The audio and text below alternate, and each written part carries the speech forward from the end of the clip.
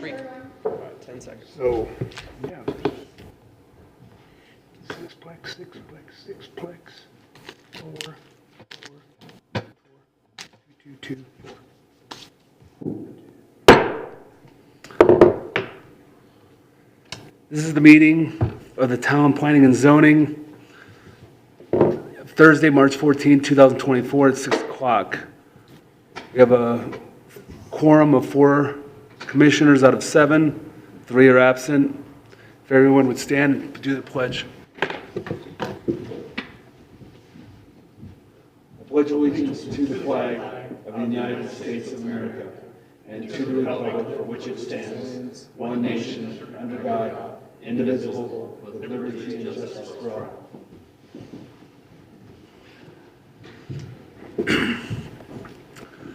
This is the business meeting of the Planning and Zoning Commission. The town values and welcomes public input. Please address the commission as a whole and not individual commission members. Do not address staff or members of the audience. Commission action on items brought up and called to the public is limited by the open meeting law. The commission may direct staff to study the matter and reschedule for further consideration at a later date. Items on the agenda will not be heard or discussed and called to the public. Individuals are limited to 3 minutes.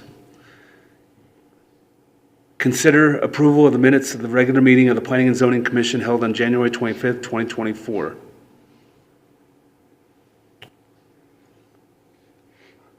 Are there any corrections to the minutes? I don't think so. I'd like to entertain a motion to approve them. I move that we approve the minutes of the January 25th meeting. Second. All those in favor? Aye. Motion carried. New business. Public comment will be taken at the beginning of each agenda item after the subject has been announced by the chairman and explained by the staff. Any citizen who wishes may speak one time for 5 minutes on each agenda item before or after commission discussion.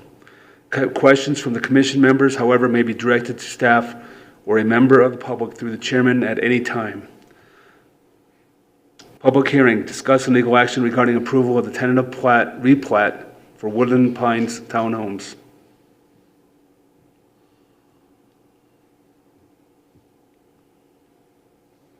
So, good evening. Good evening, commissioners. Tonight we have a replat of Woodland Pines condominiums, as Woodland Pines Townhomes.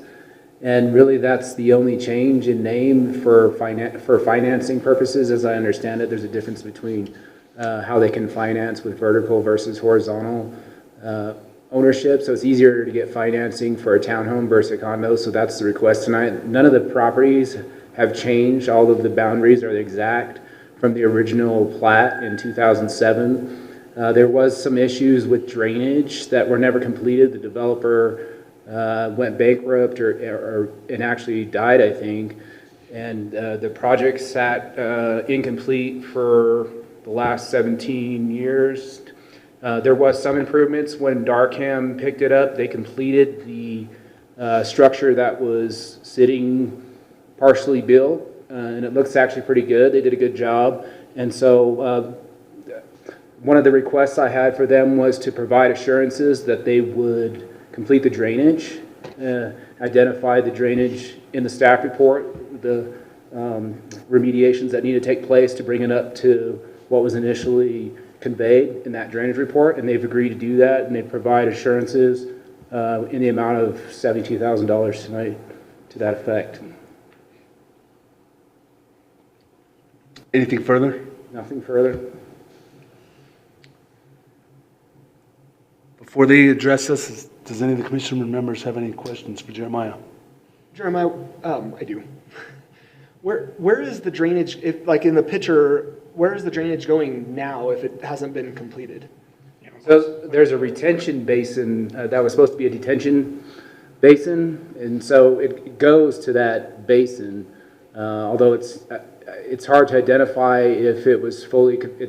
I doubt that it was constructed, but it wasn't constructed as identified completely. There's certain things that were missing, like the outlet structure, and. But I looked at the property. The intent was to slowly release it out into the original drainage path. But yeah, it just kind of sits there and stagnates. It's required by state statute to drain down within 36 hours, and can't testify if that is occurring because it's not built to what was initially approved in 2007. And then we're using with, like, because we're going from apartments to townhomes, right? Condominiums to Condominiums, townhomes. sorry, condominiums to townhomes. And we're going to use the drainage engineered study that was created for the condominiums. Correct, and the structure is basically, there's no real difference between a condominium and a townhome other than, you own the first and second floor as opposed to just one, I guess. You could have split it a third. Okay. Yeah, go ahead if you want to address that. Question first, though, for staff. Before we go and listen to the representative, don't we have to make a motion to go into public hearing for the public hearing? He's speaking on the subject, it's not a public hearing, right? Not yet. We haven't gone into public hearing yet, but, As soon as you open the public hearing for comments, yeah. okay. So after we go through my staff report, then you can open the public hearing. Okay. And then, I'd be happy to answer any questions you have that could probably explain it more clearly, whenever you want. My question, really just for my satisfaction, would be comparing I understand condos versus townhomes and everything, Sure. that if we're using the old drainage design, compared, the square footage of the home, square footage of the roof design, if we're changing the roof square footage, the drainage impact, that's the only thing. Right. Like, I haven't seen like how much roof square footage versus old versus new design, maybe Right. that impact. I don't know that. yeah, so the increase in impervious area is null. There's none. It's basically the identical footprint as the condos. Okay. So that's why I didn't require a new drainage report. Any other questions? Go ahead, Jack. Commissioner. Will all the street drainage go into this basin, and where is the ultimate outfall? It's not clear. Yeah, so the intent is for it to be conveyed to the detention basin, and then the outfall is on the southwest corner. And that was the way it was originally designed. And that is the original flow pattern, Correct. that southwest corner on Navajo. Okay. Any other questions? Okay. If the applicant would like to address us? I would merely like to ask, my name is Nathan Finch with Cross Law Firm. My client, Darkham, representing my client, is here in the room as well. To clarify, the physical structures as previously approved back in '07, and the physical drainage and the street drainage and all of those things, none of that has changed. Quite literally, all we're changing with this replat is the way that that particular property is described. The things that were going to be fourplexes are still going to be fourplexes. The things that are going to be duplexes are still going to be those same duplexes. It's just changing how it's entitled legally, because with the condo development, you end up with, if you end up with a concentration of non-owner occupied units, they become non-warrantable, and they can only be sold to non-owner occupied buyers with financing. It's very difficult to get financing otherwise. By having them be townhomes, that they're accessible for owner occupants immediately.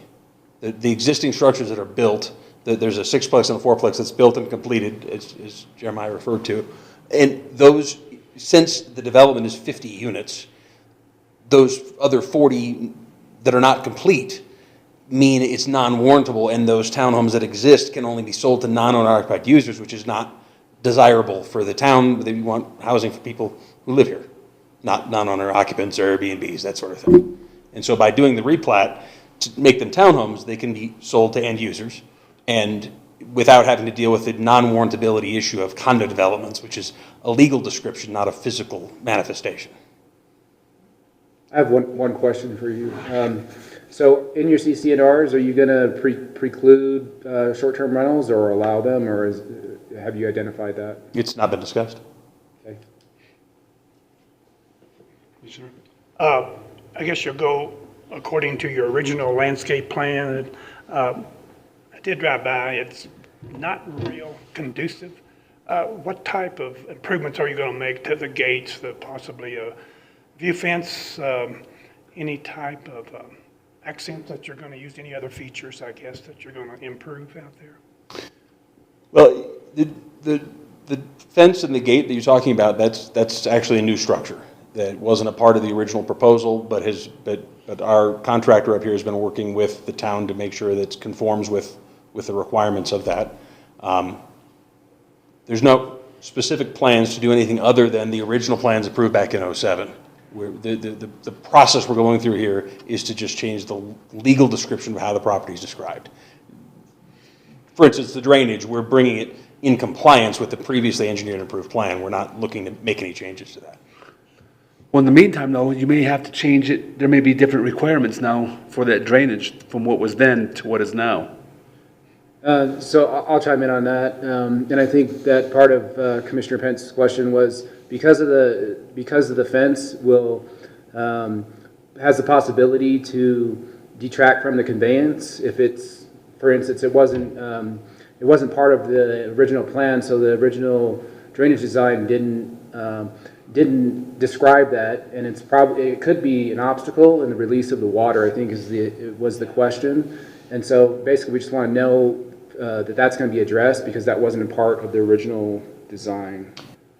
Happy to discuss it. It's worth noting that the fence that is there is not solid to the ground. It's set on posts and it's elevated above the ground. So it's not actually impacting or impeding water transmission underneath the fence or causing water to flow. 4 inches underneath for conveyance. There's no footer all the way down, only where the posts are. And then I'll answer Commissioner Williams' question about the differences. Basically, the standards have remained the same for development for quite some time for drainage reports. Basically, you just have to hit pre and post, which means your pre-existing conditions, you have to capture that in your post-development conditions and capture the difference in the increased impervious area for that runoff. So I don't think that that's changed. Commissioner.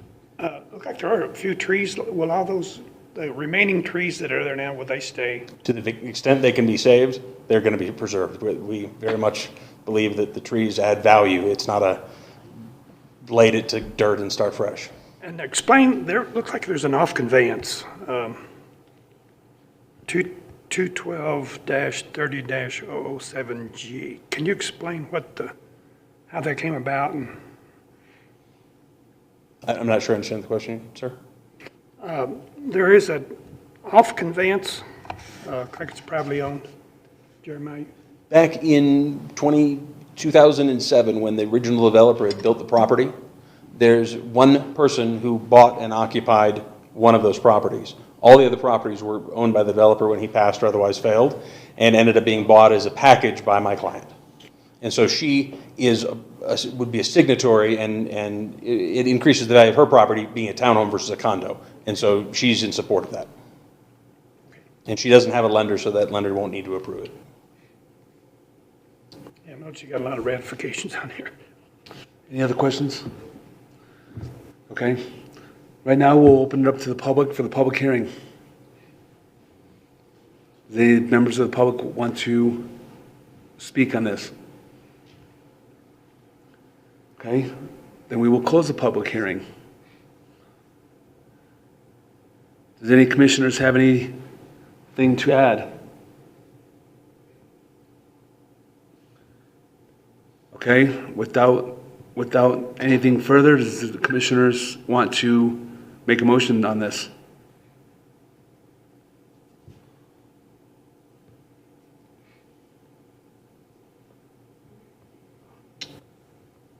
Commissioner? I move to approve the tentative replat of Woodland Pines Townhomes. Do I have a second? I will second that. Any discussion?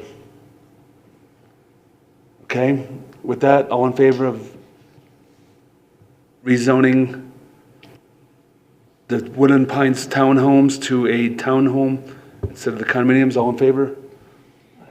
Motion carries. And that's it. Meeting adjourned.